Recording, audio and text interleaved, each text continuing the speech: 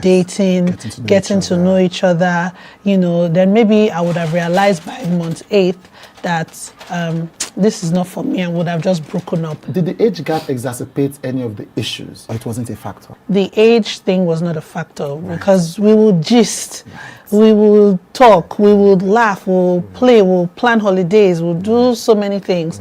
But the external influence, with the things, yes. So it sounded like it's not as if any major thing happened, like there was not like there was domestic violence or cheating or anything. It was just a gradual wearing down. Yeah, sometimes that person is no more giving you those butterflies.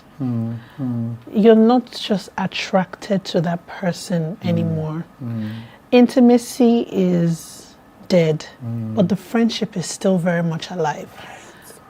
Okay, you could actually be best friends with your partner, but what if sexually you guys are just not compatible? That's a very important part of a relationship. You should be sexually compatible with your lifetime partner, your husband, and that's not the case. What happens over time? Yeah. Thank you so much for joining me today, Dabota. Thank you so much. Thank you for opening up to me. Thank you. Because I know that if you didn't want to, you wouldn't have. Yes. Thank you for trusting me with these stories. And thank you, because this is so engaging. And this is our first time sitting down talking together, and yes. it just flowed. And thank you for making me comfortable. Thank you for being comfortable. And thank you because I'm your fan. I'm also your fan. I'm your fan. Fanning each other. And when you like somebody on TV, just as a basic human being, you hope that when you meet the person, you also like the person in person, and I like you in person. Thank you. I like you too. Thank you so much. Thank you.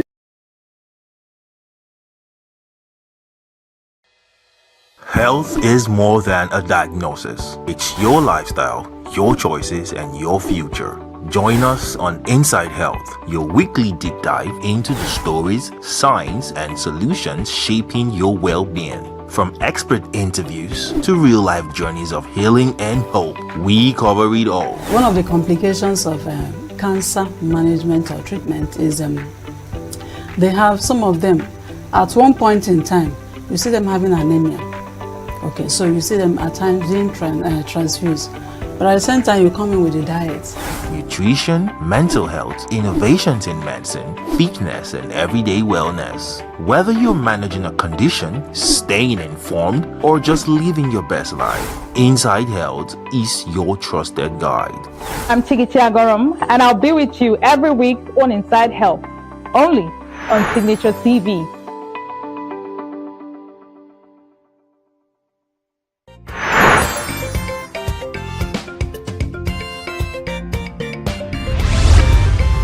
Signaturetv, news in your pocket.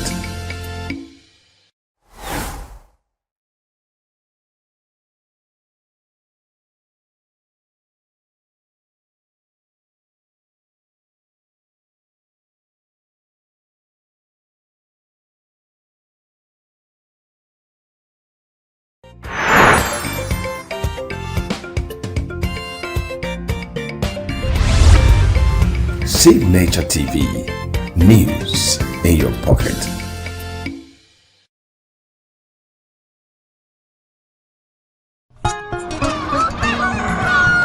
New every morning on Signaturetv, we open the day for you with needed energy, information, and required vibes to shape your day. From sizzling snippets of stories in various areas of life to intriguing conversations with net worth guests. When you have people who have no track record becoming your leaders, you have a problem.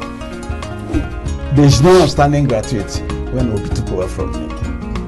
I left in all the accounts of Anambra State 13.8 billion for him. Your day cannot be complete without Signature Morning on weekdays and Signature New Day on weekends. There is no better way to start your day except Signature Morning and Signature New Day every day on Signaturetv.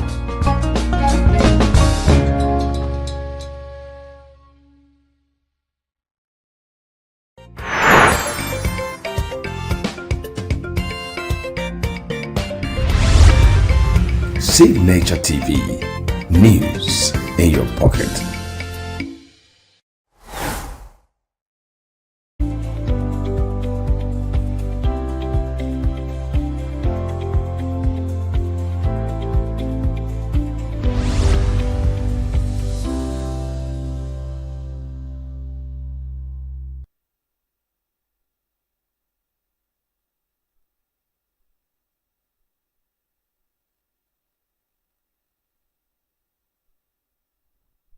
Good morning, welcome to New Day on Signature Television. My name is Christopher Lele. Wow, today is the D-Day. Today is the D-Day where Osun decides who becomes the next governor. And of course, Nigerians are looking and the world is watching to see how well INEC will put together their acts. And also Nigerians coming out to cast their votes and doing it the right way. Even the political parties, Nigerians are looking at how they would handle it. You know, the ruling All Progressives Congress and the Accord Party and all the saga that the state has been going through so far. The world is watching to see how really that spans out. Welcome to New Day. My name is Christopher Lele. My ginger, nice to have you with us. Good morning, our viewers. We're here this morning to, make it worth your while. Yes, Osun today, Nigeria tomorrow. We're going to see all the packages in a short while. Thank you for staying tuned. Yes, and that reminds me, we have an election observer that will be joining us to help us understand what really is going on, to give us situation reports in Osun State. So stay with us to get more of that details. We'll be going for a short break. We'll come back for newspaper review. Don't go nowhere.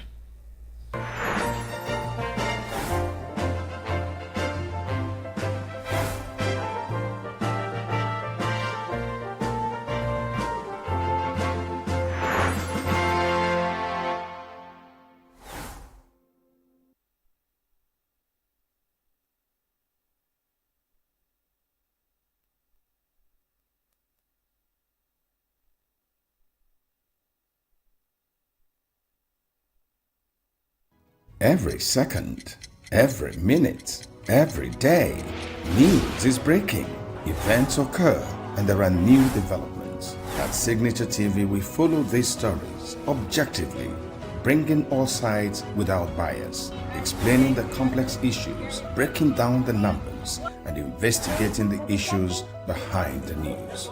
Anywhere and everywhere, near or far, wherever the news is, we will be there. Signature TV. News in your pocket.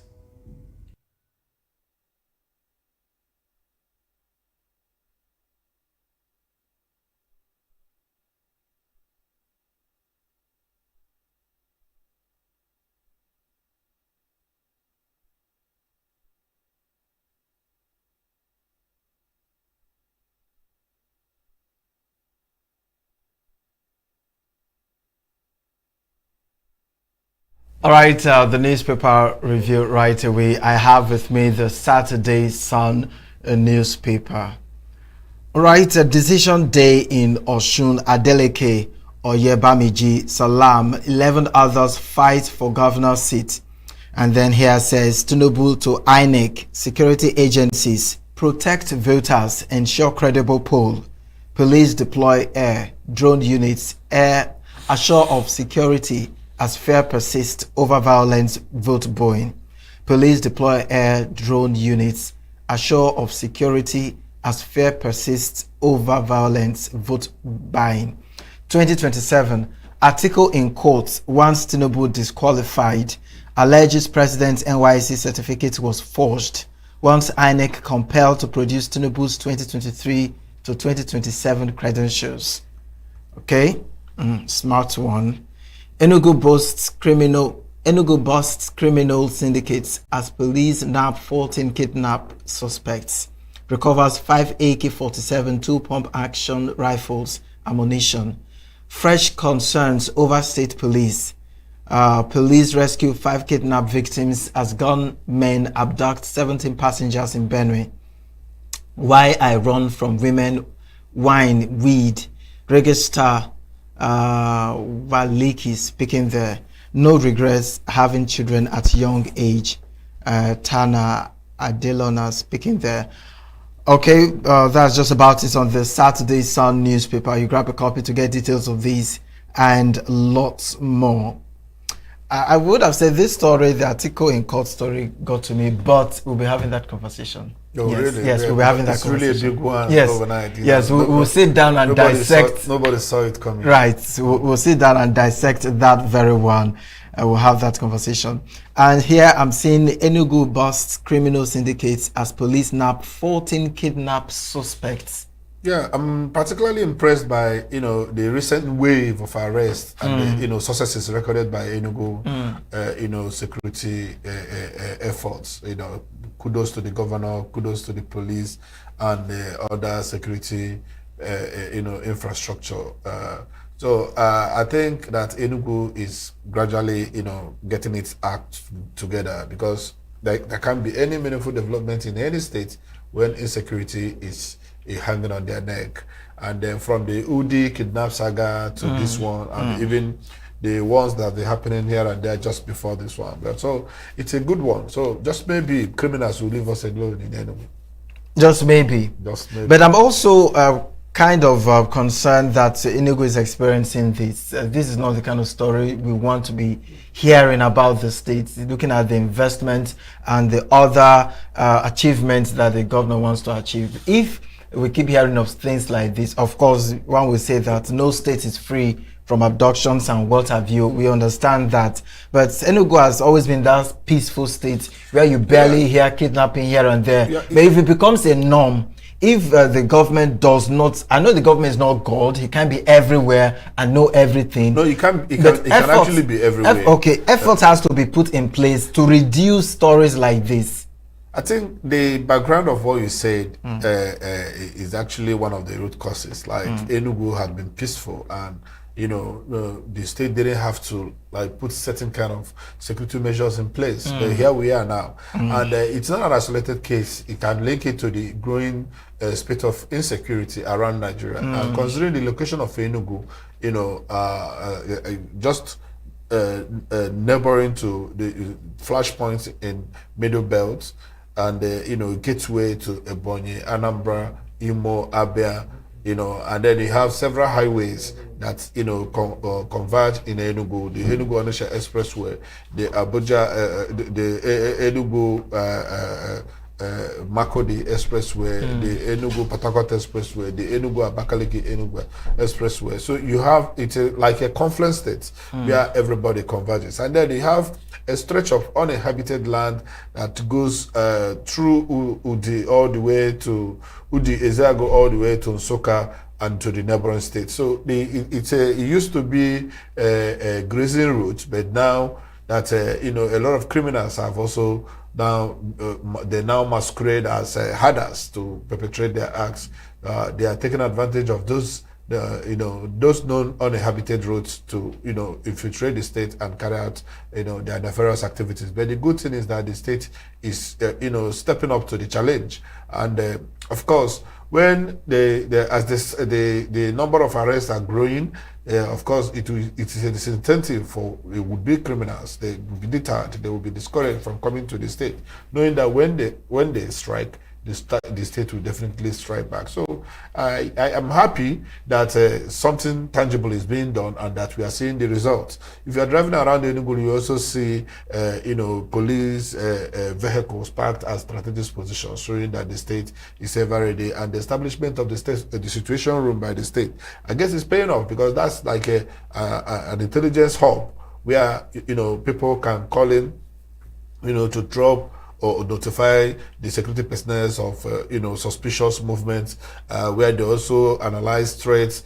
analyze informations of movement of criminals by different security personnel, and come up with a formidable approach to mitigating the intended act. So the challenge is there. I mean, the state cannot control the challenge, but the state can control how they respond to the challenge. Indeed. And so far so good, they are beginning to respond appropriately. And indeed, I believe that where the state does well, we should give them kudos. Where they are not doing well, we would like to not hear about these things. We want a state that is free, completely free of crime. And we want for this to be extended to Uzuwani, Oji River, Udi, Zago axis. The flashpoints, they border local governments or communities where these people tend to come into. I would also like to see that the local criminals are not given any breathing space. So the reward for a good work is more work. Yeah, still talking about kidnapping. Police rescue 5 kidnapped victims as gunmen abduct 17 passengers in Benue. Still on the Saturday Sun. So it is not. It's not just about ENUGU. It's a national issues, like a national malaria, national issues, right?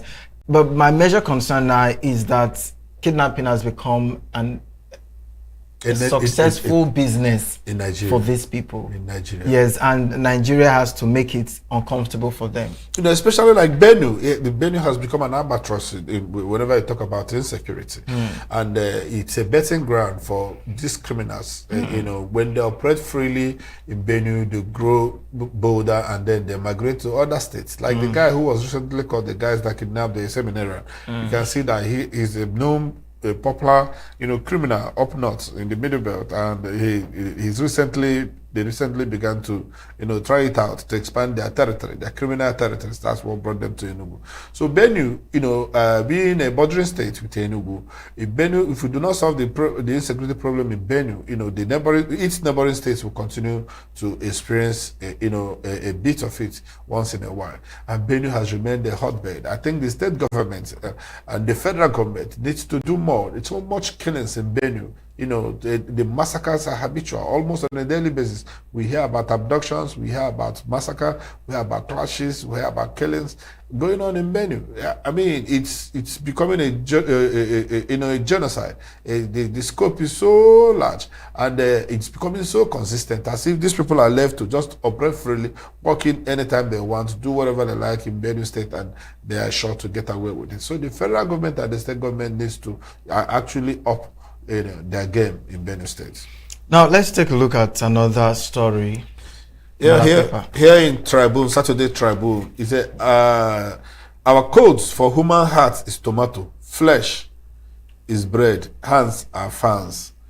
These are suspects caught, suspected of cannibalism, the cannibalized corpses. These are what they say during interrogation. 19-year-old housewife arrested for allegedly poisoning husband 40 days after marriage. Wow. Men are really endangered species. Maybe we should have an international day for poisoned men. Again, ENUGU boss criminal syndicates. Police hauling 14 kidnapped suspects. This is a good one. As an ENUGU person, I'm happy about this. The big one here, Oshumpo. Tinubu demands credible election as police deploy 32 CPs, 36 DCPs, 51 ACPs. All these guys are going to Osun State over a single election. Just wow.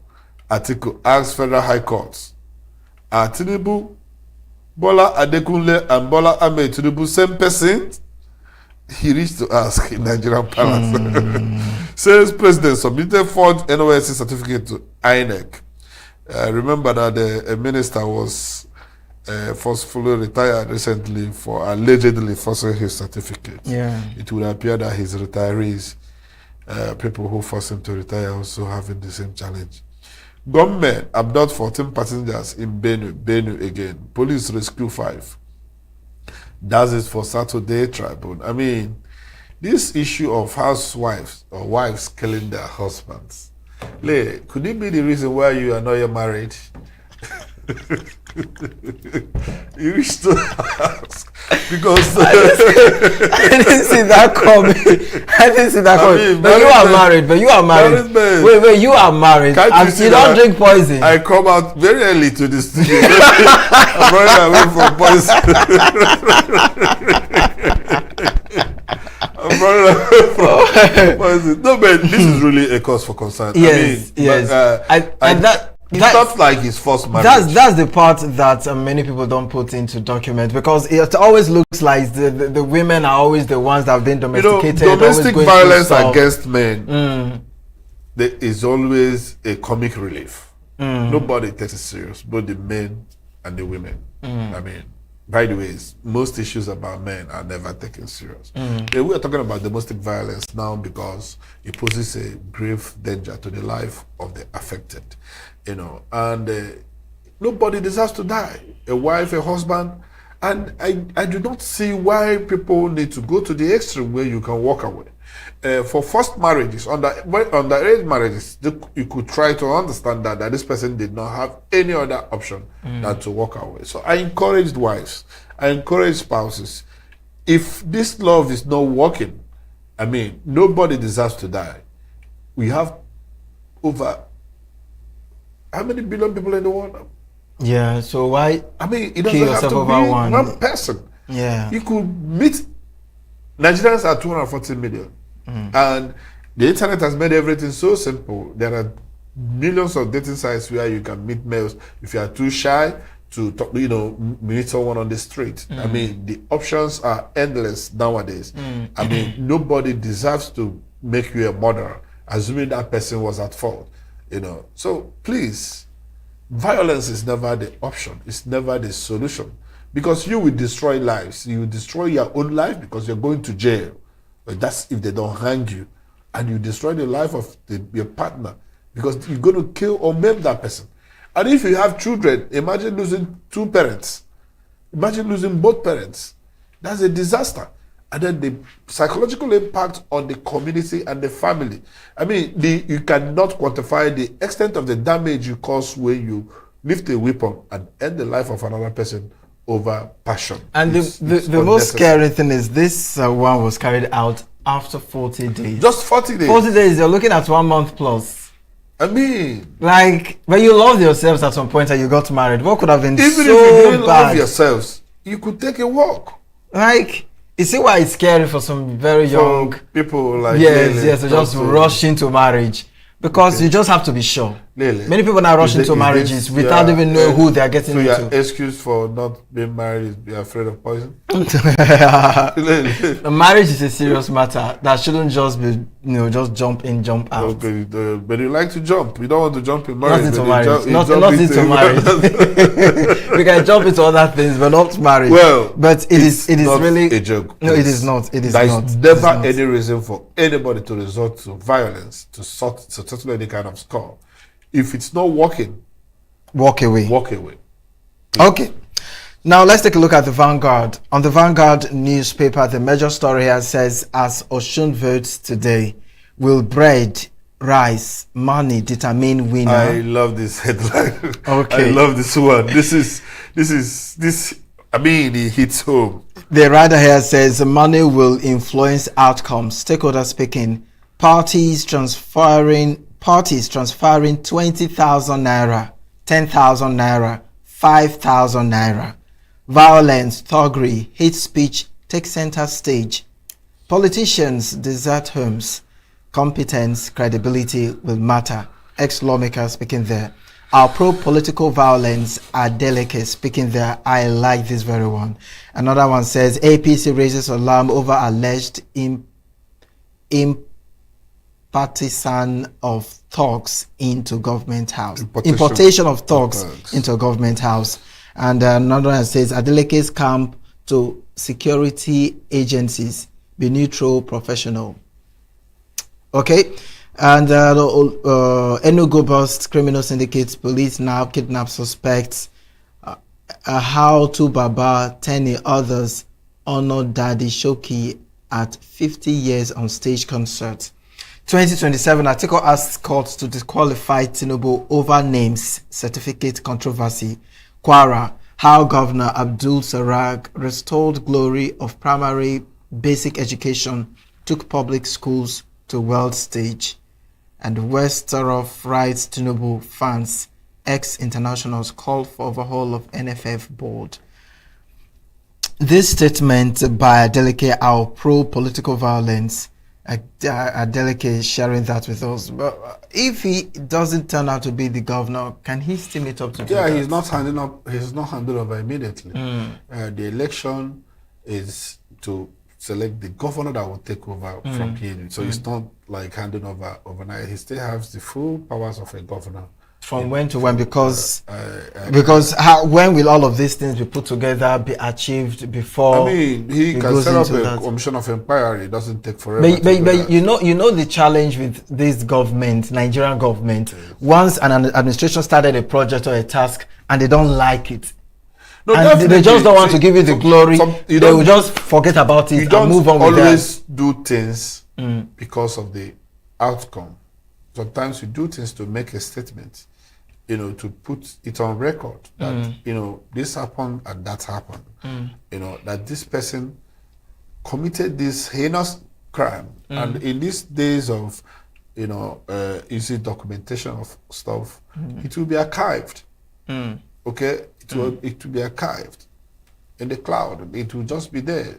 That during 2026 governorship election in Osun State, so and so person played so and so role. So that's enough punishment. Having your name written in ignominy, it's already a punishment.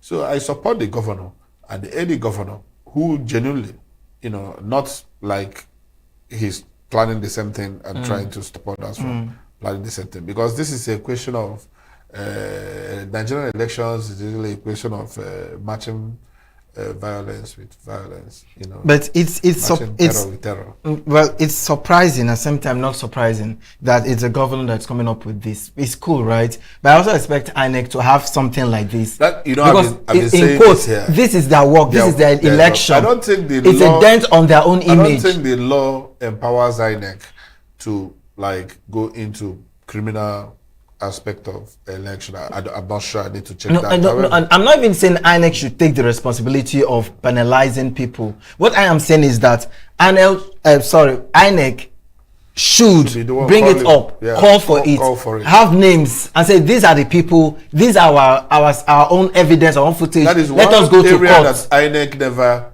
really. Let us and so that tomorrow their staff and their projects usually often are affected in violence of any kind, and the INEC gets the biggest lash after every failed election, but INEC has not really paid so much attention, or at least spoken about this issue, which is probably the most important issue in any election that we have held in this country, especially in recent times. So, however, there's a saying that through whichever source a mere child returns to the world, let it live. If it is coming from the governor, like the Osun State governor, the Ondo State, was the Ogun State governor that called for international probe of the abductions, and he was shouted down. So this governor is saying that he's going to probe violence. There is a counter accusation somewhere in the papers that the APC is saying that talks are being imported into government house. It may not be talks, it may be talks. I don't know. I'm not there. But, sometimes. With the thoughts coming from when we have about 25, about 15,000 security personnel scattered all over the place. There is this story in Michael Giant's story where a blind man, he used to steal fowl. So each day he manages to go to the market to buy fowl. He will be shouting that I have bought fowl. It's not tomorrow where you perceive it. You say I have stolen fowl. So we don't know. But today is the day we're going to see how it plays out in Osun. Right. Let's check the next paper. All right. The next paper here is coming from The Guardian. The Guardian here, this is another headline that I like so much. It says, Oshunpo, can the federal hawks crush Ede doves? Wow. Can the federal hawks crush Ede doves? Tinubu charges INEC to ensure credible election. Huriwa demands strict neutrality from INEC security agencies. Odeyemi Ajisafe raised alarm over alleged missing ballot papers. Olurode predicts peaceful election. Nigerians will support the party with proven capacity to deliver good governance in 2027. Amao.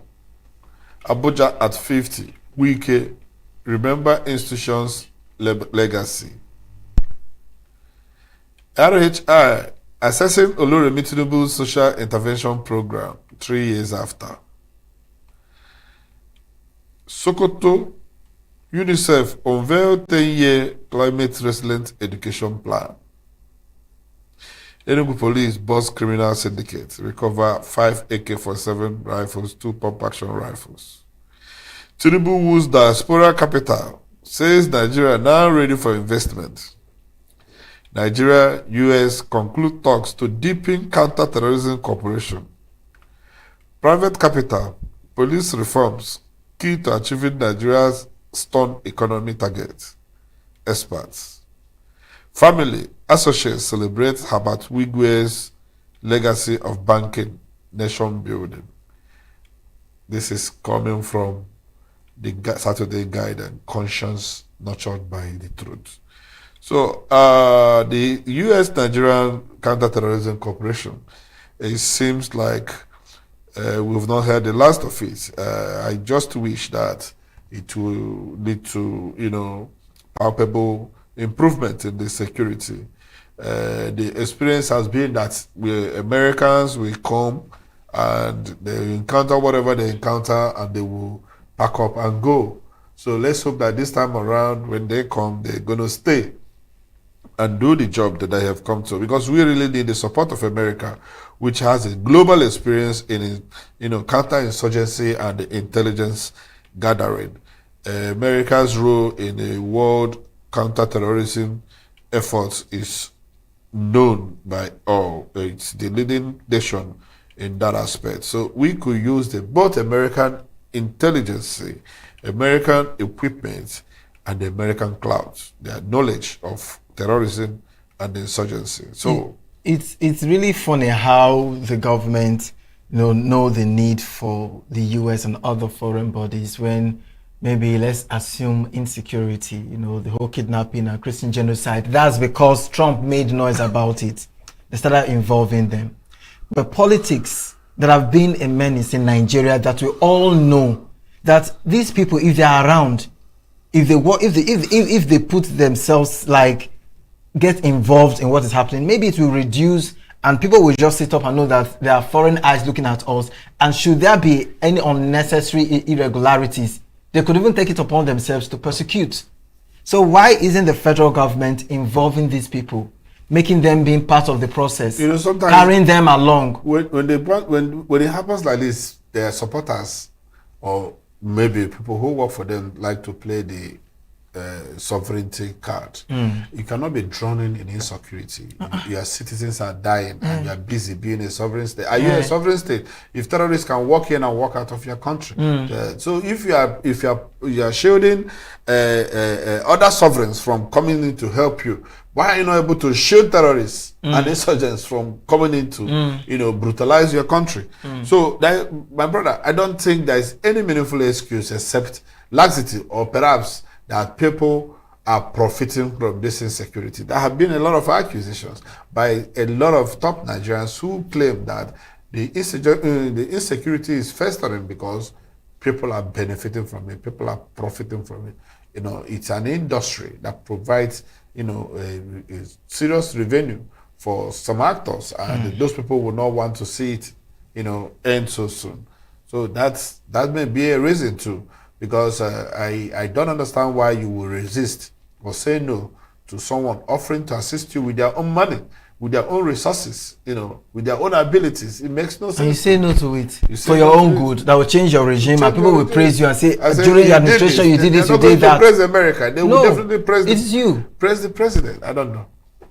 It's really disturbing, really. It's disturbing. It reminds me of the UN matter with Oyo State Governor. I mean, for your own good, everybody was concerned about what happened, and somebody's trying to really investigate and know the right process to follow and cut the nerve. Yet you said no.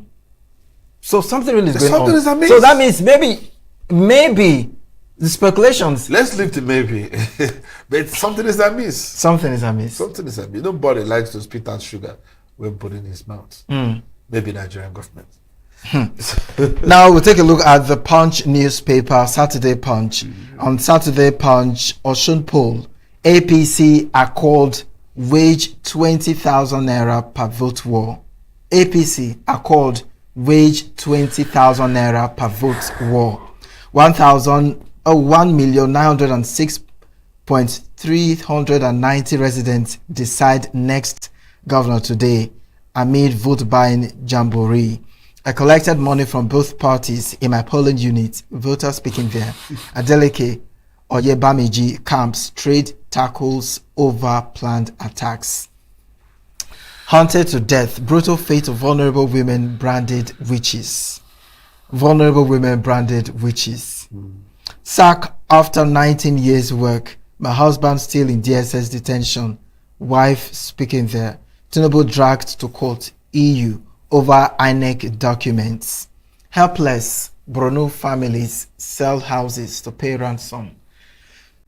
Terrible, I must say. I attract guys who can handle strong women.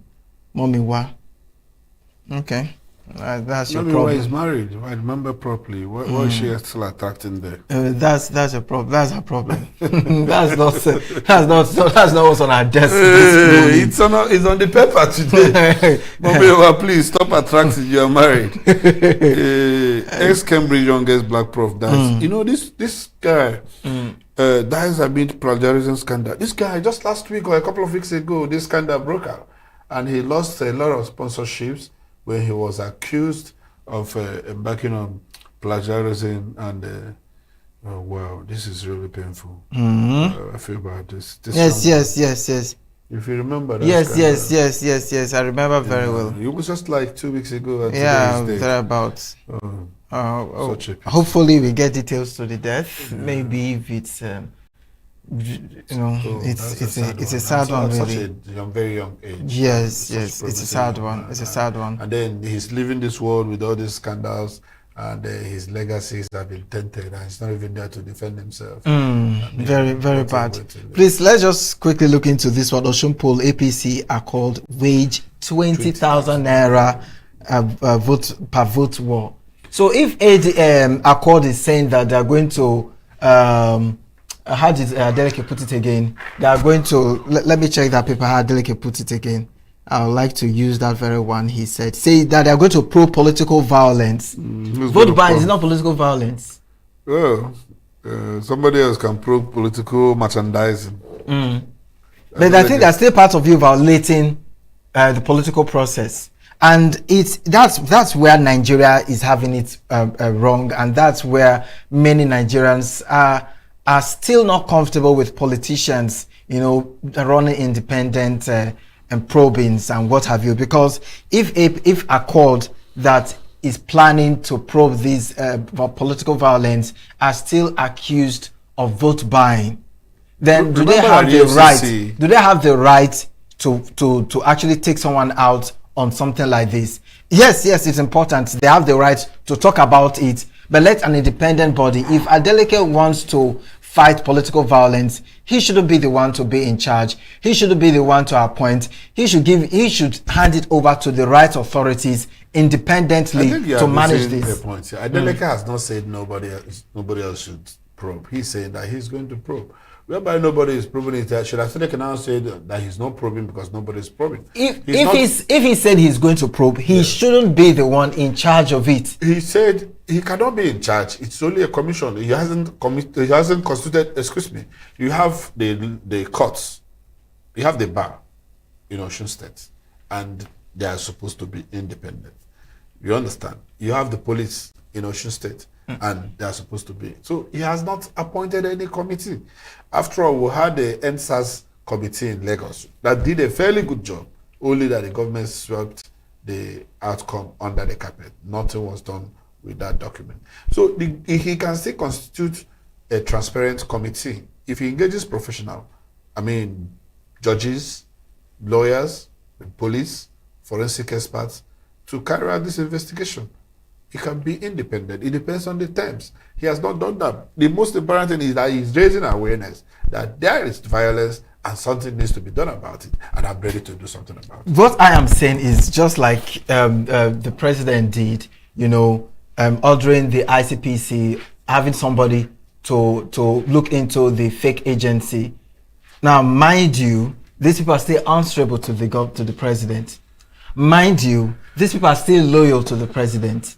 Now, you remember very well that the result of the ICPC's probe, they did not mention any other name. When the man in charge came out to make his speech, everything still falls back on the DG. Everything was on the DG. when they found out that two fake agencies were also recovered from under this What are you investigation. suggesting here? What I am saying is that, yes, Adeleke may have it in mind to probe any violent practice carried out during the elections, but there should be other political parties, other stakeholders, major stakeholders that cannot be manipulated, and he should hands off it and allow these people to do what they need to do. As the governor, the chief security of the state, that he will probe. By the way, it's his responsibility. Forget the fact that he is a party to all this now. He's the governor. He's the chief security officer of the state. The security of the state, the buck ends on his table. And he said that he's going to play his role as his governor. He has not shown us. We can only criticize the process. It's not the intention. We cannot criticize the intention because we already know that has been violence. We have the data coming in here, how close to 30 persons had been killed before the election. And this man is saying, probably to deter people who are intending to do this, or to notify them that when you do this, there will be consequences. He has not shown the process. He only made that comment. And I believe that he's within his right as the governor to do this. You know, how he does it is what we look out for, and if he's doing it the wrong way, then we can come after him. It is the how and the doing that I'm very concerned about. The statement is okay. We just don't want to repeat history the way we repeated it with the ICPC, that only a particular name was being mentioned. Other names that were mentioned in the process we did not get to hear about it, and it was not followed up. And at the end of the day, this person is still in custody, and no other person, every other person now is a ghost apart from nobody. person. He's just one person that has been arrested. Yeah, he's been the one solely operating and carrying out everything. He did all of those. You know, no other corporate, not even a suspension, not even a reprimand. Even if it's not Bajabamina, is there no other person that works with that him? could have been invited or interrogated? So that's my major concern. Yeah. But then that's by the way. Do you have another story that you want to look into? Another paper? No, that's the last paper we have here, the Punchy Punch. Okay, all right. So stay with us. We'll go on a short break. When we come back, we'll get to talk to our election observer in Osun State to learn one or two going on over there. And also we have other conversations we'll be looking into. Mind you, Atiku is taking the president to court, has already actually, regarding the forgery of certificates. That is a serious one. We'll be right back to discuss that.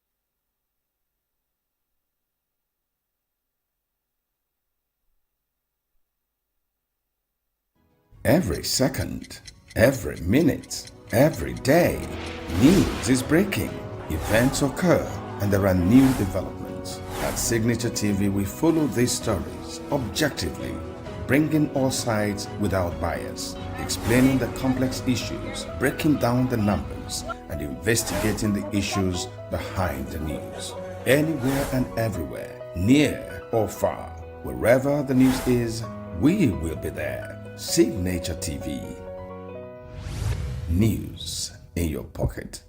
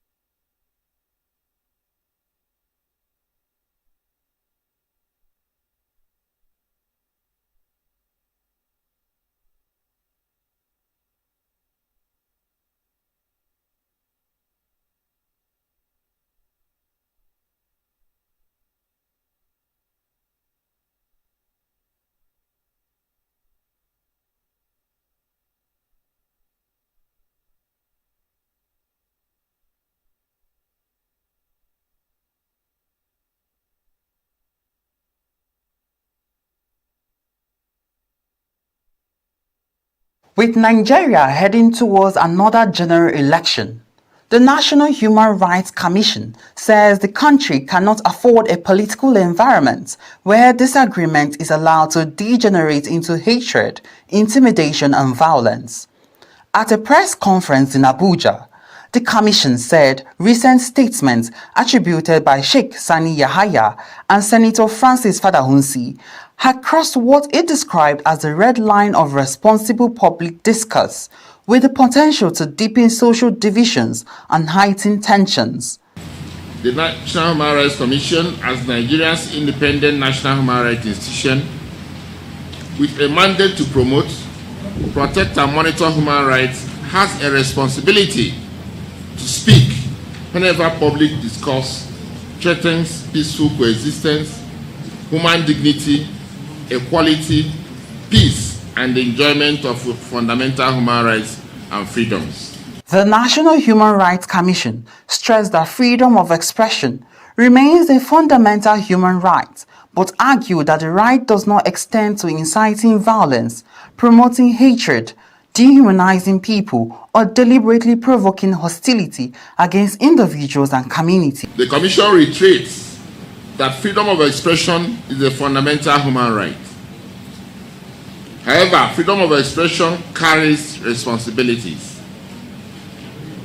It does not provide a license to incite violence, promote hatred, dehumanize others, or deliberately provoke hostility against persons or communities. Our intervention today is a human rights intervention aimed at protecting the dignity and equal worth of every person and preserving the conditions necessary for peaceful, credible, and inclusive elections. For the 2027 elections, the National Human Rights Commission says political competition must be centered on ideas, policies, competence, and records of service, not ethnic hostility, religious antagonism, or threats. Unchecked divisive rhetoric can contribute to political violence through attacks, intimidation, and threats against opponents and voters. Communal tensions by exploiting ethnic, religious, and regional identity. The Commission is also placing responsibility on the media and the rapidly expanding digital space. It wants journalists to exercise professional judgment when reporting inflammatory statements, warning against amplifying potential harmful content without context, verification, and clear public interest considerations.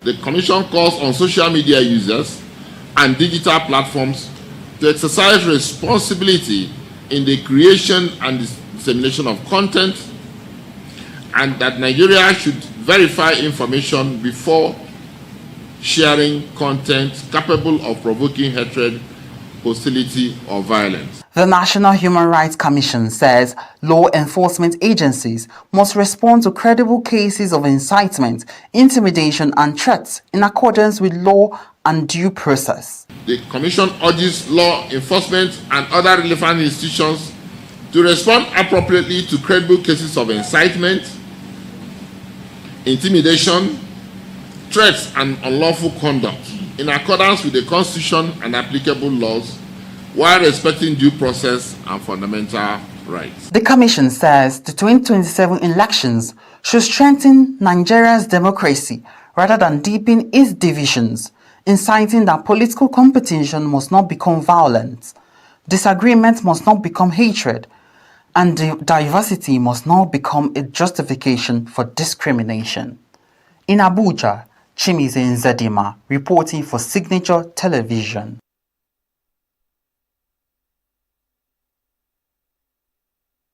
Every second, every minute, every day, news is breaking, events occur, and there are new developments. At Signature TV, we follow these stories objectively, bringing all sides without bias, explaining the complex issues, breaking down the numbers, and investigating the issues behind the news. Anywhere and everywhere, near or far, wherever the news is, we will be there. Signature TV. News in your pocket.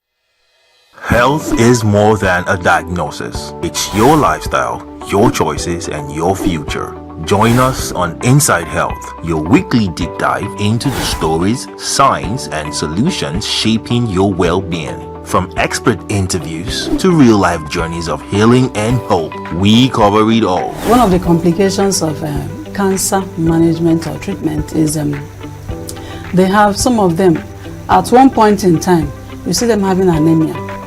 Okay, so you see them at times being transfused. But at the same time, you come in with a diet.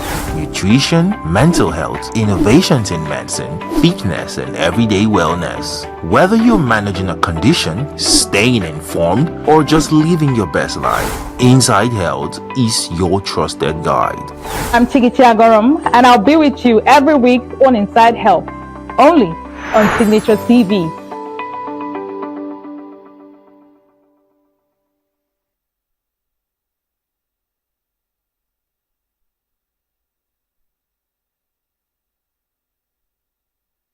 Every second, every minute, every day, news is breaking, events occur, and there are new developments. At Signature TV, we follow these stories objectively, bringing all sides without bias, explaining the complex issues, breaking down the numbers, and investigating the issues behind the news.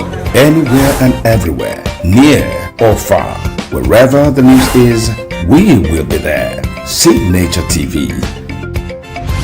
News in your pocket.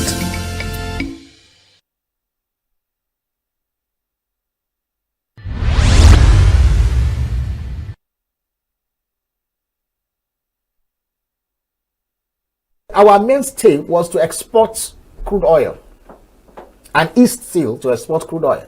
But we reserve a certain proportion of those crude oil that we are drilling for local consumption. So we refined, used locally, and we're able to sell to our neighbors. Benin Republic, as far as Togo, Cameroon, and Chad, Nigeria, and all those places. Now, when the government now failed, when our refineries died and government failed to produce, governments now said, okay, we will now go outside the country, produce. That is the most idiotic economics I've ever seen in the entire life. Where you carry crude oil from your land, you have refineries, you have technology, have even provided what's called modular refineries. You have not made it conducive for people to bring refinery. You take your crude oil outside for local consumption outside the country. You pay dollars to do that, in dollars. You now refine it paying in dollars. You now bring it back using dollars, and then you are selling in naira. Therefore, the differentials in the financial outlay was too much. So the government asked, okay, we'll subsidize. You know, that is one of the craziest things that happened to us. We subsidize because of their inability. Meanwhile, people every day, we see the Nigerian military, joint task force, going to Niger Delta, saying they are burning down illegal refineries. What does that suggest? It suggests to you that the technology of refining crude oil is simple.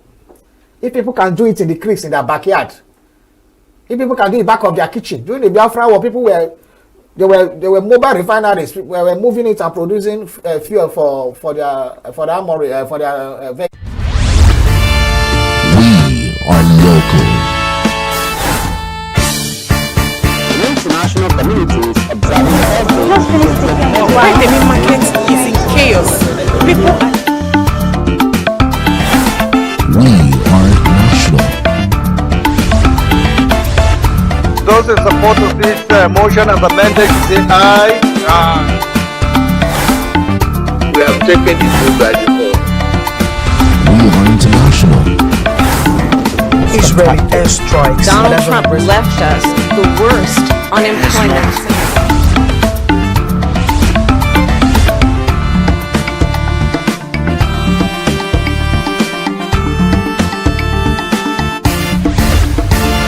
Signature TV, news in your pocket.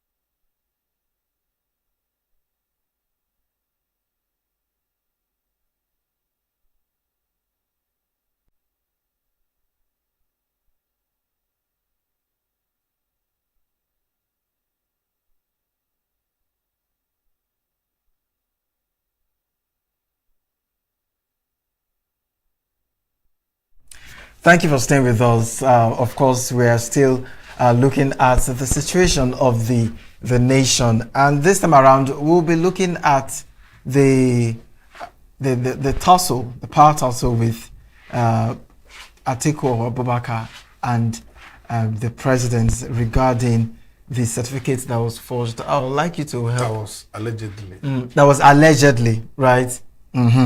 So that's what we're looking at. And well,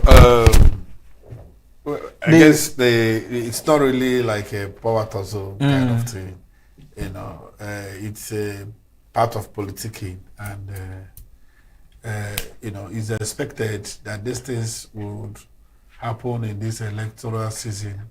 Atiku Abubakar, he's really put a surprise, but I am happy that he's doing it. I mean, it's a good one for the politics. Yeah, of course, it really has to happen, because we have to learn the lessons of the past and not repeat it.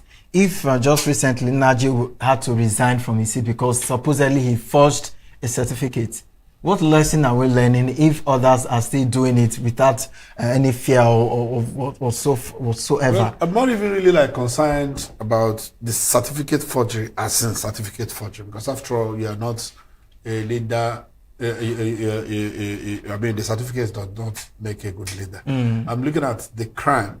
You know, if the rules say you should have a certificate, then you should have a certificate. And this Tinubu certificate thing has been recurrent. And since 1999, I mean 2000, that the late Gadefa Weme dragged him to court. And, you know, Gade wrote extensively on the Tinubu's forgeries, you know, and even dragged him to court then as the Lagos State governor. And it has continued to linger each election cycle that he features prominently. The issue of the inconsistencies in his documents, rear its ugly heads again. And as you already know, just when INEC uploaded the information of you know, all the candidates, the news came out again that the only document that was, you know, uploaded for the President Tinubu was that of his university degree. And of course, just in the last election, during the last election, his university degree came under a lot of scrutiny. In fact, the university was forced to, you know, shut down their handle on Twitter. They closed down their handle. It was a major international scandal, you know. And of course, the issue about his real names, his real origins, his real identity, and even his involvement or brush with the law enforcement agencies in the US has come under scrutiny. Even his work history, his alleged role as an accountant in, I think, Chevron has come under serious scrutiny. And I guess that what influenced the senators under the leadership of our Senate President Akpabio to begin to legislate that forgery is not enough to, you know, remove anybody from power, was influenced by that. And, you know, so this, the issue of surgery has hovered over the president's head since, you know, 1999 to date, and it's not abating. And would you see that coming from Atiku at this particular point in time, it is a good thing that the president is being scrutinized. It should not be a walk in the park for him. Even if he wins, there should be a fight. There should be a real fight. So Atiku is doing what opposition is expected to do. I wish that there is a coalition, a real coalition of opposition that will be able to muster enough power to, you know, really fight the president in this election. All right, let's check what the story here is saying. Please stay with us. We'll go on a short break. We'll be right back. Every second, every minute, every day, news is breaking. Events occur and there are new developments. At Signature TV, we follow these stories objectively, bringing all sides without bias, explaining the complex issues, breaking down the numbers, and investigating the issues behind the news. Anywhere and everywhere, near or far, wherever the news is, we will be there. Signature TV. News in your pocket.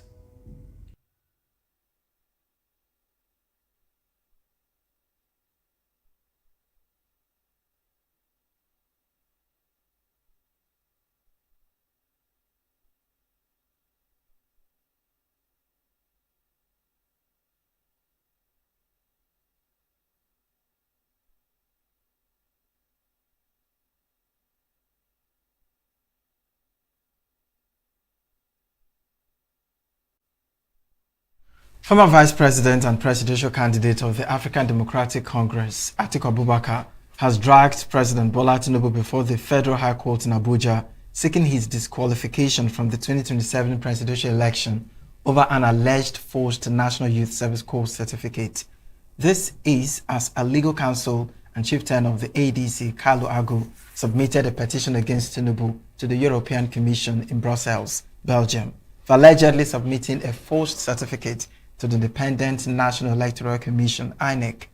The two actions came on Friday, with Atiku personally appearing at the Federal High Court Registry in Abuja to depose to an affidavit supporting the suit filed against Tinubu, the All Progressives Congress, and INEC.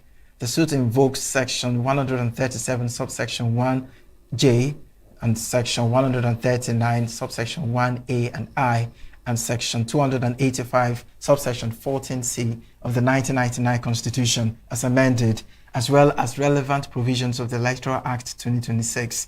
Atiku and the ADC are asking the court to determine whether Tinubu should be disqualified from the 2027 presidential election over the allegation that he submitted a forged NYC certificate in connection with his presidential candidacy.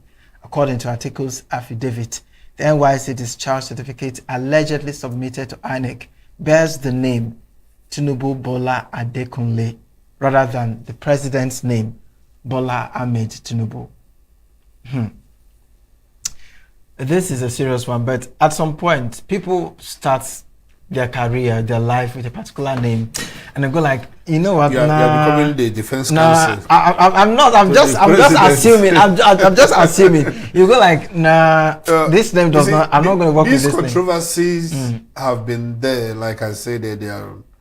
And if it was a matter of change of name, the president ought to have regularized his documents. You understand? And they clear this with the press and the public. We do not have sufficient counter information, to put these things to rest. And I'm sure that article would not frivolously go to court over an issue like this. He's not sure of that. Does not have facts. If the president has a valid change of name, he ought to file that together with the certificates. When you have inconsistencies in name, you need an affidavit to prove that those are all your names. So it's his duty to explain it. And that bush that a child cries and points at, if his mother is not there, his father would be there. The issue of forgery and identity inconsistencies have been recurring with the president, and he has not categorically going to render any explanation or even show enough proof to dispel these rumors. I mean, for somebody as highly placed as the president, people have been asking about his classmates, people have been asking about his schoolmates, the school that he allegedly attended, according to previous reports, did not exist at the time he said he went to school. The president, in fact, I don't know. This one sounds like something big past you, like big past. But that's what we keep saying. That's what we keep saying. When you are not guilty of something, supposedly, there are always ways for you to clear your name. Now, if this is supposedly at some point you felt like I want to change his name, other certificates should have that Adekunle, right? And then at some point, family members, your teachers, people around should know that you bear this name at some point, and then you decided to change it. It won't be like a new thing. Just like people were saying, you went to school, nobody knows that you are their classmates, nobody know about you, there's no evidence that proves that connects you to one or two. Come on now. These things, you can always get all these things, because at some point, you're not a tree. Your it didn't just come from nowhere. Be proud to associate with you if you were the president. You will hear it everywhere online. People will say, I know this man, we were together, we started at this. We used to fight. You may not even know them, but they will know you at some point. I mean, I don't know. So it is what it is, but this should not just be one of those court cases that will just be swept under the carpet. No, no court case gets swept under the carpet. It serves its own purpose. It stacks up pressure. That pressure of accountability, and hopefully the president will put these rumors to rest. this time around. And as a Nigerian, I don't think that this is a good precedent. You're not showing a good example by, leaving a lot of, question marks everywhere. It's not even a good role modeling for the younger or aspiring politicians. Leadership is about responsibility. Leadership is about integrity. Leadership is about consistency. You should not confuse the people you are leading. You should not, you should not create doubt in the minds of the people you are. Things as basic as your identity, your certificate, it should be public knowledge. So I don't know. It's sad, but it's a reality.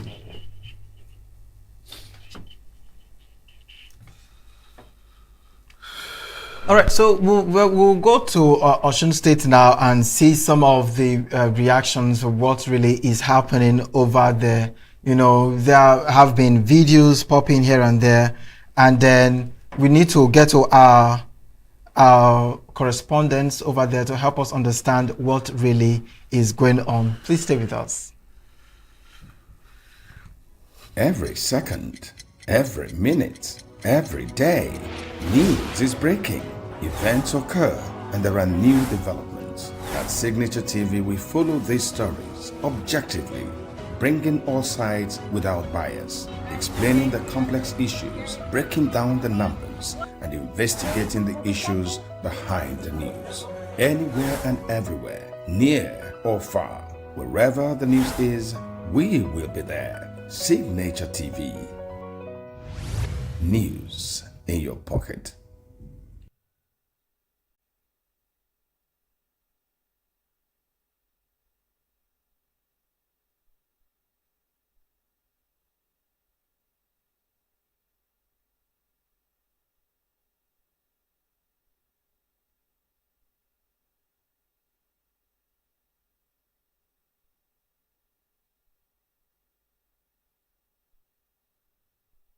And now we are joined by our election observer in Osun State that will help us to understand the situation on ground. We have Jim Okolo joining us via Zoom. Jim, good morning and welcome to Signature Morning.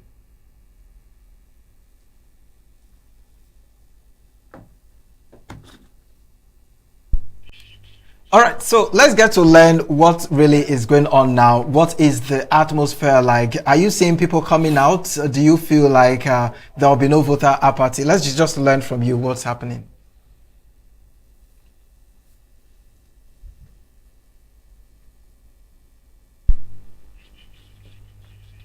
I can barely hear you. Are you there? Please unmute your audio. I can hear you. Can you hear me now? Yes, I can hear you now.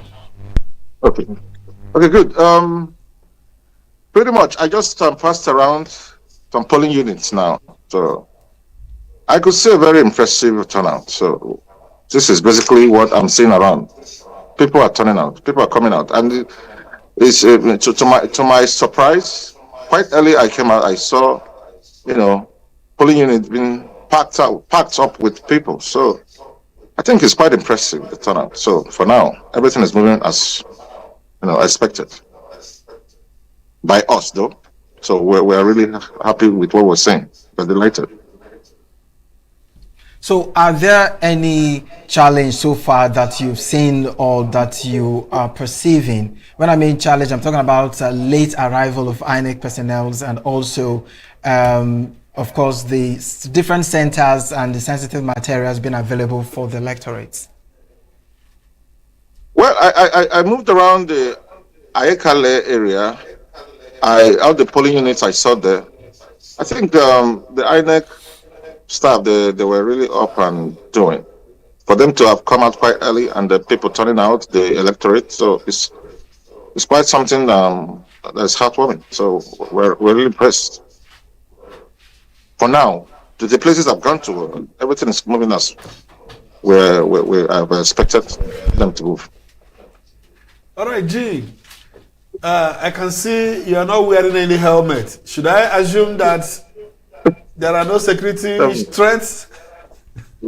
Well, I'm not wearing a helmet. I'm not supposed to do that. I'm supposed to wear our usual uniform. For now, there's no security threats. We don't have that. We are not even, perceiving that for now. Everywhere is just somehow sound, stable. Security people are just everywhere. So we saw the news of I think the environment is stable. deployment of security personnel, police, army, NSDC, even EFCC. How is that playing out on the street? Is there palpable fear? Does it look like a war situation? Well, leading up to today's election, I think there'll be palpable fear. But when you have the courage to come out, you see that everything is quite okay. Because I came out, I'm not having any feeling of any form of mayhem or something. So we're just seeing everything quite okay. The stability, around the environment and the environment. So it's quite a good one. So I'm encouraging people to come out. I just came out. I came out without even my security, and everything was good. So basically everything is good for now. We thank God for the. So going by the reports of the politicians, it will appear that Osun is a hotly divided state. The way the politicians are after each other, threatening violence and counter-violence.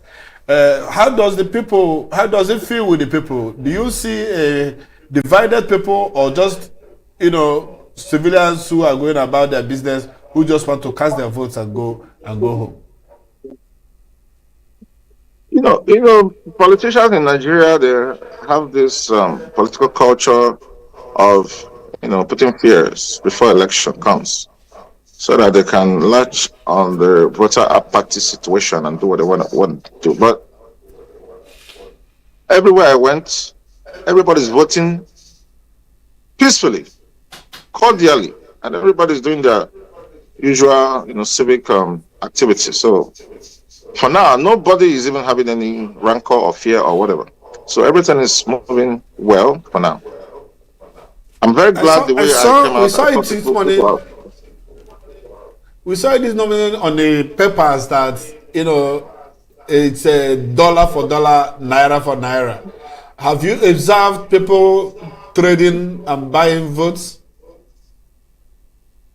Well, social media can pass a lot of information that in reality you can't see them. I just move around. I didn't see. You can't even see that actually. It's not ethical. They know this. It's not ethical. So, and if they're caught, they'll be arrested. So nobody can even do it out in the open. So they could be doing that back at the back end and the back door or whatever they can be doing. But in the open, I don't think nobody has that courage to do that. But I've not seen though. In a realistic term, I've not seen anybody. So, sorry, Jim, you're everywhere. You've been everywhere. I think the last place I saw you was in Ebonyi. Today you are in Osun. Can you compare the election in Osun with that of some other states that you have visited? What is the difference? Well, leading up to this, Osun has been a very unique electoral system. Leading up to today's, activities, Osun has been very unique. He's been big on the media, so it has drawn attention. The spotlight has been on Osun. Quite different from other states that we've monitored. So, but what I can see basically now is that it's not what the media has been projecting that we've been seeing. So the media seems to be doing a lot of wrong job. So I would tell you categorically, Osun is stable. Oshobo, where I am, is stable. Now I'm moving to Ede and Elisha. So we'll see what comes out or what gives. So Osun is quite a unique place compared to Ebonyi. Ebonyi was peaceful. Okay, so looking at the youth population of Osun State, how would you rate the turnout of the voters? Do we have more of the youths and less of the adults, or they are side by side? And also, so far, have you heard of any political violence in any of the polling centers? The youths are quite aware. This state is quite a unique state, given the fact that there's a very popular world-class musical star that is a very youthful person. So he encouraged the youth to turn out. So the youth are out, the elderly are out, but I think the youth are more out than the elderly. So, and the youth are doing their job peacefully, and they are connecting cordially. So look, they're not really doing anything that suggests any form of mayhem or any form of catastrophe. So everything is coming fine. For now, everything's coming fine. The day is still quite young, so we're still observing. All right, thank you so much, Jim Okolo, for joining us this morning to help us understand the situation going on with the elections in Osun State. It's been such an enlightening moment with you, but we look forward to getting more updates from you. Hope you don't mind to be available for us. I'm here, don't worry. We're going to be talking.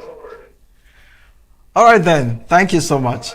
You're still with us on Signature Television, where we give you the updates on the election and how it is going so far. And it's also important for you to know that, of course, in giving you a situation report from the AUD Primary School, Ishale Osun Osogbo, that serves as the Atoja B1 and 2 polling units for Ward 7 Osogbo local government area. ANEC officials arrived early as well as election materials. Voters' turnout is quite massive and there is no form of violence as of the time of filing the report. Security operatives are manning strategic positions and the process is going on smoothly.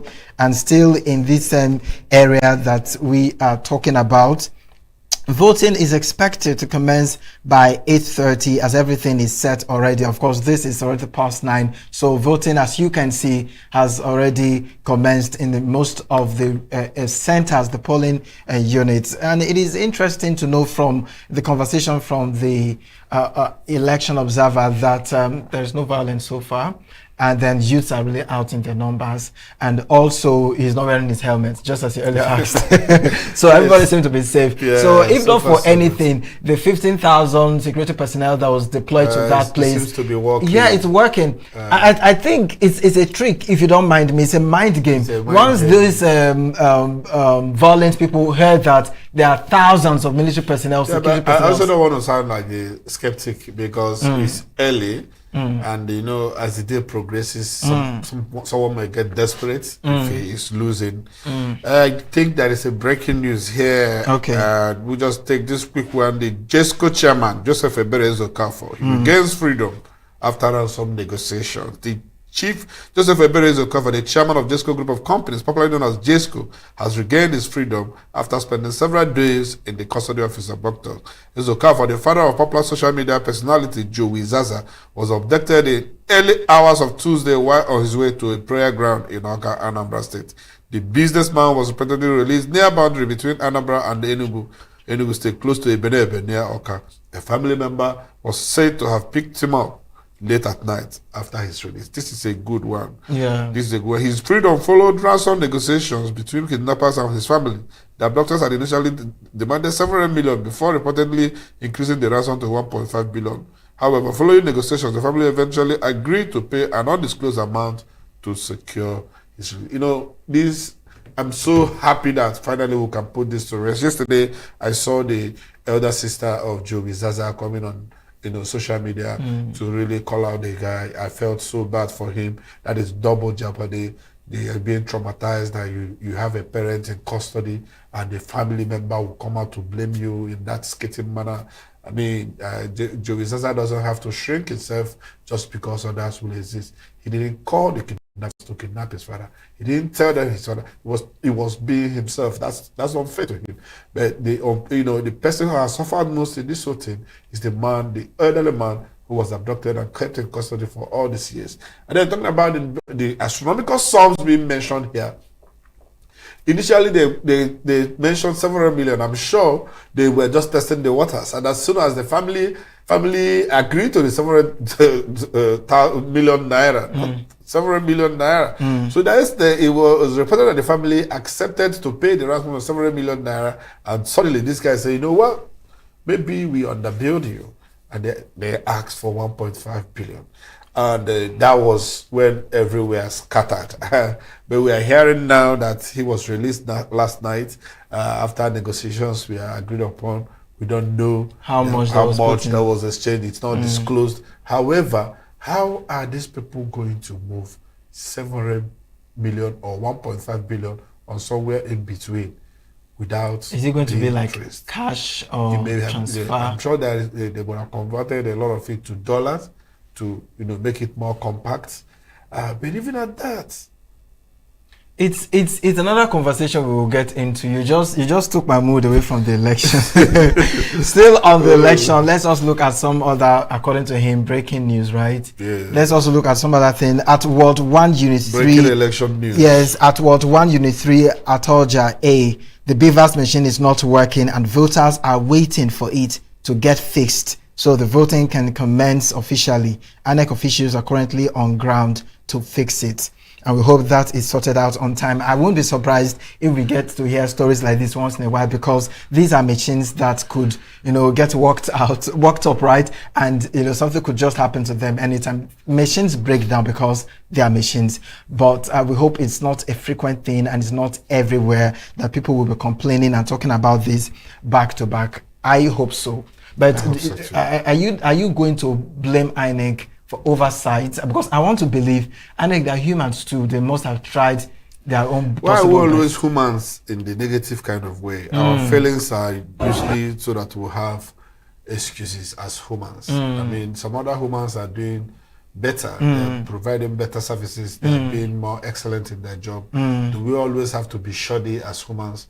Why can't we be the superhumans or the humans that get things done? So that's cliche does not hold any water with me, does not resonate with me. Anything worth doing is worth doing well. Like I said, this particular INEC has been holding elections since 1999. People who were born in 1999, some of them are married with children. Some of them are still in the studio, not married or about to be married. But 1999 is a long time for anybody to get married or do a proper election. So the INEC should get their acts together. It's embarrassing to keep hearing this gist all the time. The machines should work. I mean, they should have tested the machines. They should have had a backup for the machines.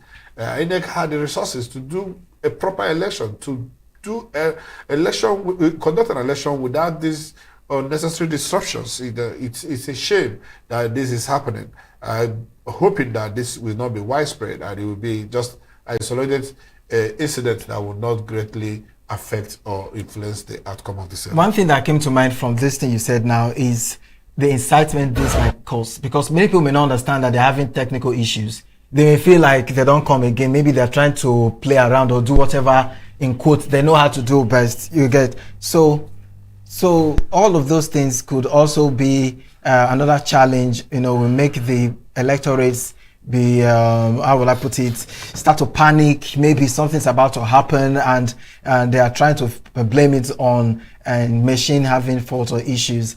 And that also could be a challenge. But with what we are seeing on the screen, people are really turning up.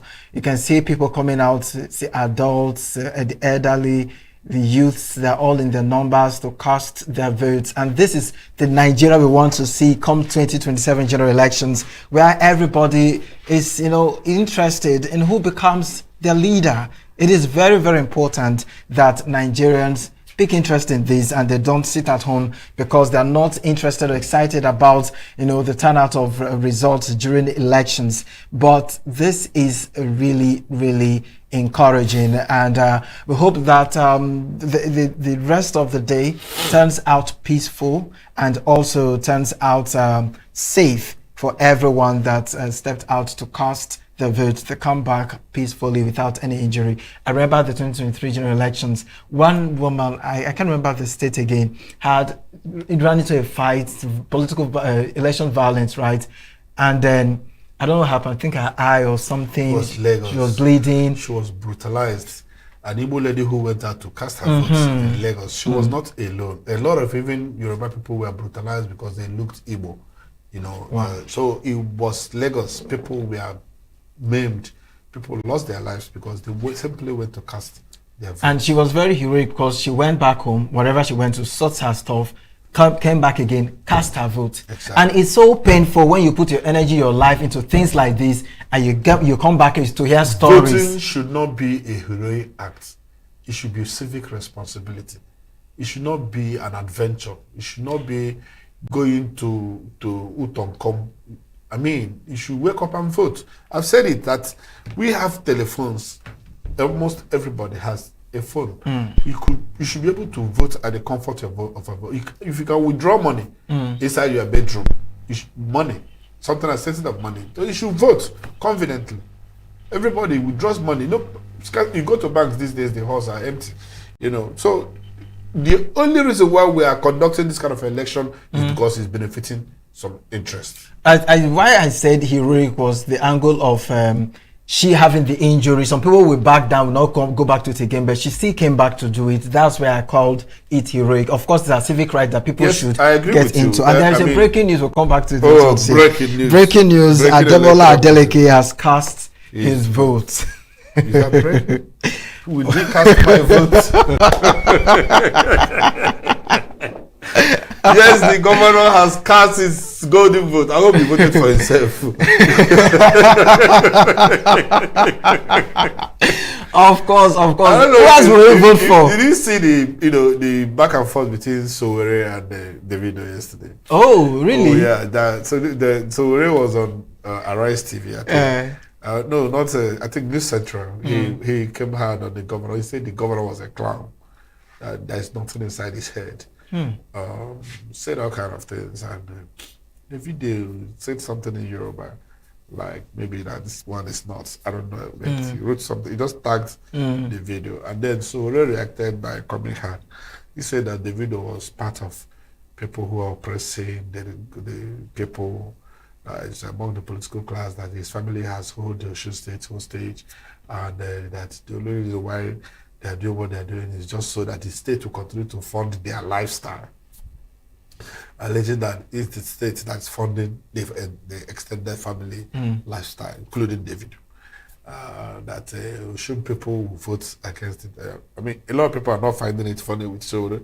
Because it's funny to me because the Davido we know, the family, they've been billionaires for years and they don't need Sowore a state is my friend. fund. I tend to have a soft spot for him, but there are times where he really flies off the handle. But the truth is that when you look behind it, you see the consistency in his message. He is not being sentimental. A lot of times we consider the lesser evil and we begin to support the lesser evil. As soon as this person look at the Fubara issue in River State, we all supported Fubara just because we felt that he was now the underdog. But the truth is that how did Fubara become governor?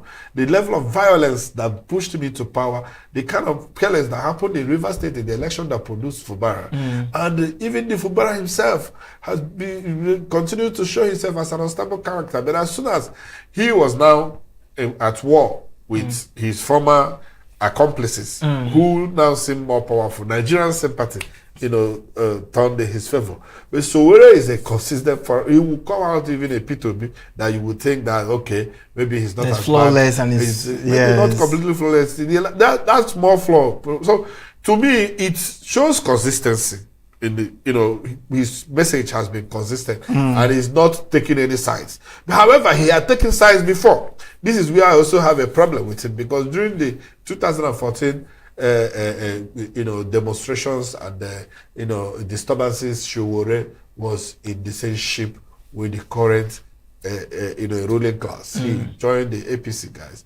He was among the people that produced Buhari as the presidential candidate and later saw him through that election. So they all banded together to fight against Jonathan. And I have asked him, why can't you band together with another team to try and sit this government? Since it's not working, maybe if we keep changing them, we'll find a correct one. The opposition, they are having a coalition, a means of unseating this. So is not part of any coalition. It will never be. It's always a one man. He doesn't do the whole. Yeah, it's because he has his own opinions. He calls it coalition of thieves. Although I really don't see much possibility in that coalition, but that's for that. We are still looking at the happenings in Osun State and the election going on so far. You have our social media platforms. You can message us. You're watching us live on YouTube or any of our platforms. You can also drop us a message and tell us if you're at Oshogbo, what is really happening there. How is your vote? Have you cast a vote? And what is the situation like in your polling unit? We'd like to learn that as well. And of course, whenever you come across this message, you can also share with us your thoughts on your experience in Oshogbo, in Osun State regarding the elections. Of course, we will bring it back to you and share the story so far regarding that. It's still on your favorite dial. Now, the Osun State governorship election is holding today, Saturday, August 15, 2026, across all 30 local government areas. Over 2.3 million registered voters are eligible to determine who will lead the state for the next 4 years. Key contestants, a total of 15 political parties, are on the ballot. The front runners include Ademola Adeleke, a court party. The incumbent governor is seeking re-election under a court party after recently dumping the People's Democratic Party, PDP. Bola Oyebamiji for the All Progressives Congress, APC, the primary challenger looking to win back the state for the national ruling party. Najim Salam of the African Democratic Congress, ADC, the former Speaker of the Osun State House of Assembly. The Nigerian Police Force enforced a total lockdown and restriction of movement starting from midnight on Friday to secure the voting process. Over 15,000 police officers and alternative security personnel have been deployed across the state's 30 local government areas to ensure peace across the state election. The Independent National Electoral Commission, INEC, have completed the distribution of sensitive voting materials to all hubs ahead of the polls. And as you can see and hear from our election observer regarding the election so far, it seems the state is experiencing peace. And of course, people are coming out to cast the vote, which is also very important. And my interest is the turnout. But at the end of the day, we'll get the total turnout if it was massive or not. I want to believe that some polling units may experience crowd numbers while others may be deserted. It's a normal thing during elections. Yes, it's a normal thing. I think they have a little below 2 million registered voters who are qualified to participate in this election. I would like to see the percentage of this registered voters that will turn out today to produce the next governor. Like I said here, I keep saying it here in the studio, we now have a traditional situation, an almost traditional situation whereby only a fraction of the population produces a political office holder. I talked about Anambra State, the Wule Obiano, Relon, the Soludo, first tenor, and I can't remember about the second tenor, and even President Tinubu, who became president with about 26% of the total votes cast, which is a massive minority situation there. So Osun State, we are hoping that with all the threats during the build-up to this election, that the people will still have the courage to come out, maybe abandoned by the presence of the security forces, which I've also criticized, not in a negative way, but I felt that the situations that need or warrant us deploying near war type of battalions of security forces should not be there in the first place. So Osun is a great lesson to Nigeria, is a test for INEC. I for once I'm looking at INEC to see how they will excel in this or how they will fail in this, because INEC has serially disappointed Nigerians. We're just hoping that this time around they're going to do something better. And even the ruling party, the President Tinubu is on this ballot. His actions are inactions.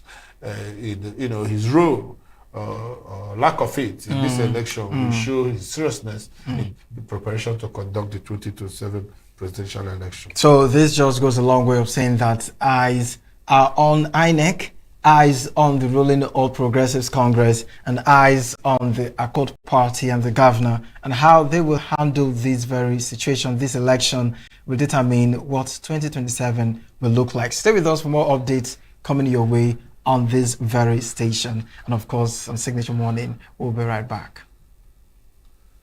Every second, every minute, every day, news is breaking, events occur, and there are new developments. At Signature TV, we follow these stories objectively, bringing all sides without bias, explaining the complex issues, breaking down the numbers, and investigating the issues behind the news.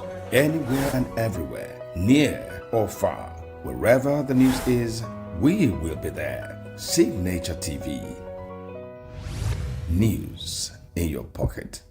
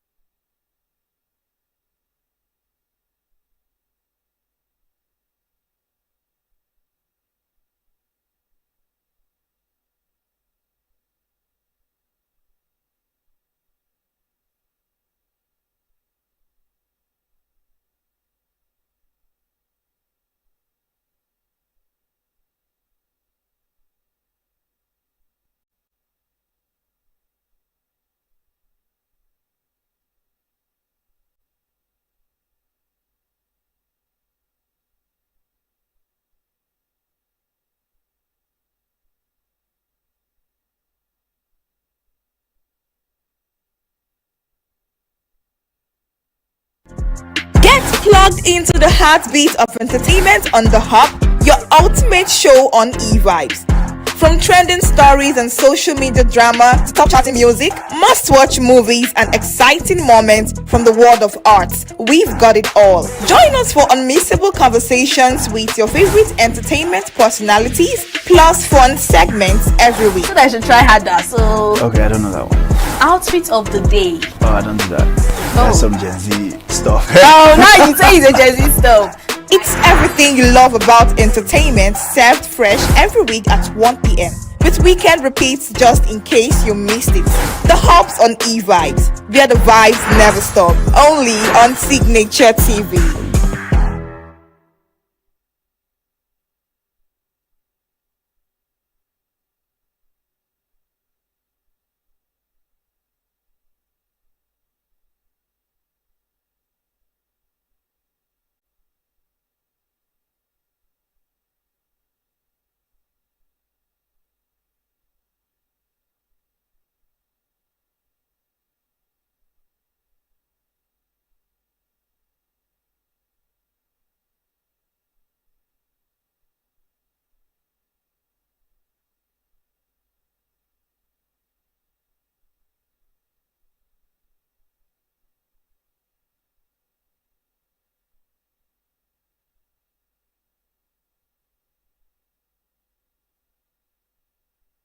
There are journeys that begin in privilege. There are journeys that begin in adversity. And there are journeys that must negate the rough terrain of circumstance. The journey of Professor Charles Ikechukwu Ezema belongs to the latter. But it is also a journey, a story of courage, resilience, faith, and the triumph of determination. Setting the tone for the day's event was the Vice-Chancellor, Professor Simon Otuanya, who described the lecture as timely and significant. Otuanya, who was represented by the Deputy Vice-Chancellor Administration, Professor Joseph Atowumere, said that there was a need to advance conversations on how to make physiotherapy services more accessible and effective. So a lot of therapy is needed. A lot of awareness is also needed. So I'm very happy today, and we need it, especially in the Nigerian health system, which we will be discussing. On behalf of the Vice Chancellor of this great university, Professor Simon Otuanya, declare this inaugural lecture open. Thank you. Delivering the lecture entitled The Overlooked Pillar, Physiotherapy Awareness and Utilization in the Nigerian Healthcare System, a professor of neurological physiotherapy, Charles Ezema, identified misconceptions about physiotherapy, inadequate infrastructure, and poor integration into primary health care as major constraints. If you take percentage of about 250 million people in Nigeria, you'll find out that what we have is about 62,500 persons, citizens, to one physiotherapist in Nigeria, and is beyond what any country has. In developed country, what they have is one physiotherapist to 2,000 persons. In other African countries, they have one physiotherapist to about 25,000 persons. But in Nigeria, in fact, this 10,000 that we projected, because what they have now is 9,621. I don't make that 10,000 because I know in some areas some have graduated and waiting to do induction and get license. That's why I put this 10,000. So in Nigeria, we don't have up to 10,000 physiotherapists. Professor Ezema stressed that physiotherapy must move beyond being viewed merely as a rehabilitation service and be recognized as an integral component of preventive, curative, and rehabilitative healthcare. He called on government, development partners, non-governmental organizations, and other stakeholders to increase investment in training, infrastructure, and public enlightenment, while strengthening interdisciplinary collaboration across the healthcare sector. There is urgent need for physiotherapy to be repositioned in the healthcare system in the country by integrating physiotherapy into primary healthcare system, and also improving the working condition of physiotherapists, because that's why they are traveling abroad for greener pastures to other countries of the world.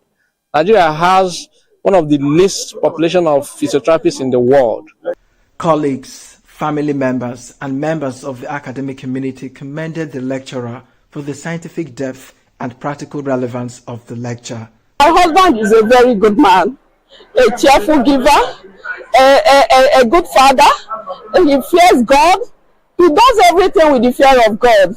So today I thank God that this long-waiting inaugural lecture has come and gone to the glory of God.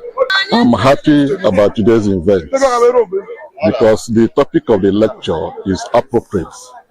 By the fact that I'm a medical practitioner and being in the practice, I noticed that there's a dearth of physiotherapists, and he are reawakening our consciousness, our awareness about the need of physiotherapists. We need them in our everyday life. Just like he rightly said, they are underutilized. Very intelligent guy, very cool and calm. Although he was the smallest in the class that time, just like somebody said, Prof said, the guy is a good guy and very, very intelligent. I'm not surprised he get to this level. And he has made us proud. He's from my community, he's my brother, he's my classmate, and he's a good guy. He's a good fellow. Oh, this is awesome. You know, the title is the overlooked pillar. Indeed, this pillar has been overlooked. When I was coming, I was very expectant to, because I want to live long as Methuselah. And I know physiotherapy is really a great part of it. Wonderful. He's a solid person, somebody you can rely on, and good erudite scholar, good academic. And coming from his background, he has done well. I like to say people who struggle in spite of odds to become what they become. The ceremony climaxed with the presentation of the inaugural lecture certificate, awards and gifts to Professor Ezema. The lecture has no doubt renewed the call for physiotherapy to receive greater visibility and strategic investment as Nigeria works toward a more integrated, accessible and responsive healthcare system. In ENUGU, Christopher Lele, Signature TV News.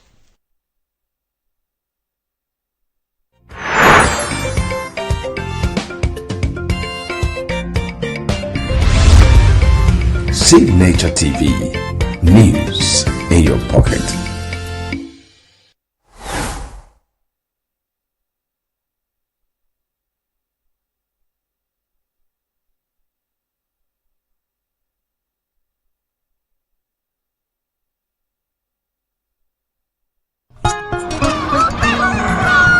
New every morning on Signature TV, we open the day for you with needed energy, information, and required vibes to shape your day. From sizzling snippets of stories in various areas of life to intriguing conversations with net worth guests. When you have people who have no track record becoming your leaders, you have a problem.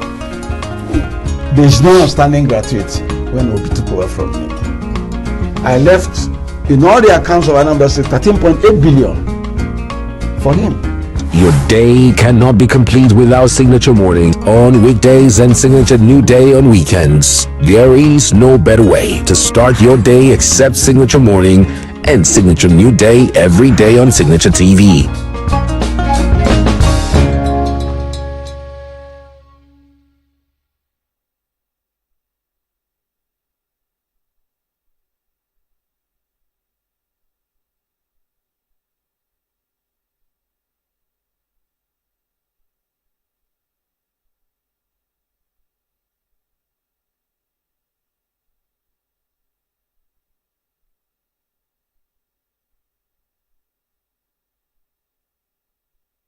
Every second, every minute, every day, news is breaking, events occur, and there are new developments. At Signature TV, we follow these stories objectively, bringing all sides without bias, explaining the content. Wherever the news is, we will be there. Signature TV.